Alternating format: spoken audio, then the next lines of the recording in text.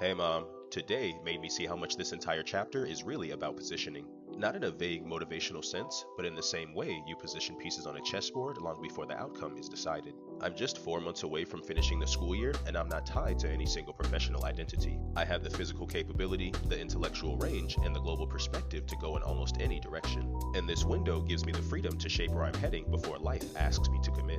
It's a specific kind of freedom. Enough structure to know the board I'm playing on, but enough openness that every move still carries possibility. And in this window, it's becoming clear that the moves I make now quietly shape what becomes available to me later. The more I lean into this, the more I understand that positioning isn't built on dramatic leaps. It's built the same way a strong chess position is built, through small, deliberate actions that compound.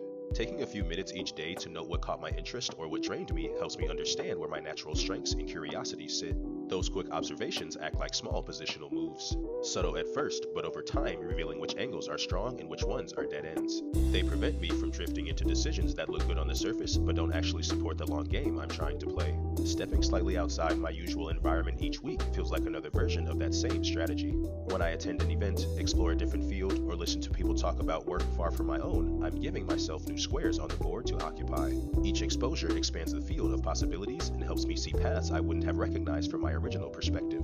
It's like developing new pieces, bringing them into play instead of leaving them dormant. The more I do that, the more options I create for my future self. Connection building fits into this same framework. Reaching out to one person each week whose work genuinely interests me isn't about chasing opportunities. It's about improving my position by learning how others navigated their boards. Whether they're in education, design, policy, tech, or storytelling, each conversation gives me insight into patterns, transitions, and trajectories I wouldn't see on my own. Over time, these lightweight connections form a network that strengthens my position, not because they lead somewhere immediately, but because they expand the clarity and confidence behind my next moves. All of this is grounded by the stability I feel internally. My peace is the equivalent of the king's safety, the foundation that lets the rest of my moves make sense. When that internal baseline is steady, I can explore without getting overwhelmed, adjust without spiraling, and use my content creation as a testing ground without feeling pressured to commit. The topics I return to and the ones that naturally hold my attention are signals. In chess, certain recurring patterns tell you where the game wants to go.